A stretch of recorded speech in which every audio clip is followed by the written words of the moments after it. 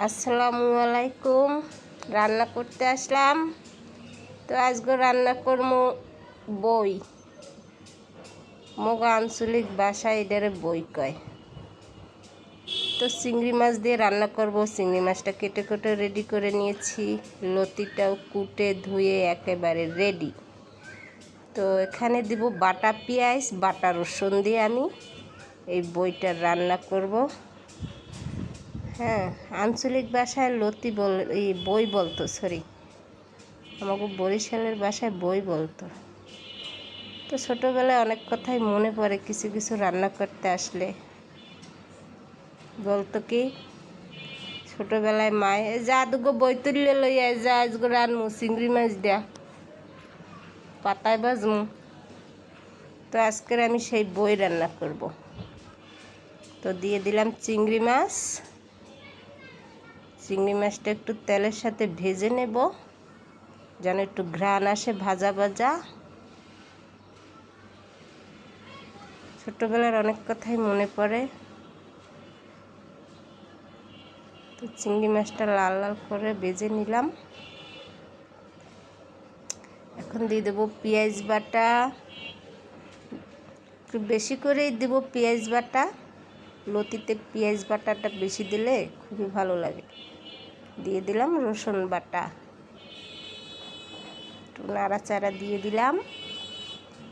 এবারে দেবো লবণ, দিয়ে দিলাম পানি, মশলাটা একটু কষাই নেওয়ার জন্য। মরিচের গুঁড়া, হলুদের গুঁড়া, দিয়ে দিলাম ধনিয়ার গুঁড়া। এবার ভালো করে নেড়ে চেড়ে কষাই নিব। বরিশালের বাসা, যখন বরিশালে বেড়াতে যাই তো দেখা যায় তখন বরিশালের বাসাটা আসে।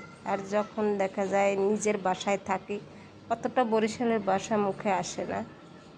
তো লতিটা দিয়ে দিলাম, মশলাটা কষানো হয়েছে, আর একটু কষাই নিব লতি। একটু ঢাকনাটা দিয়ে রাখলাম। তো ঢাকনাটা তুলে আর একটু নাড়াচাড়া দিয়ে দিলাম। এবারে একটু পানি দিয়ে দিব অল্প পরিমাণ, যেহেতু কষানির সাথে লতিটা সিদ্ধ হয়ে গেছে অনেকটাই।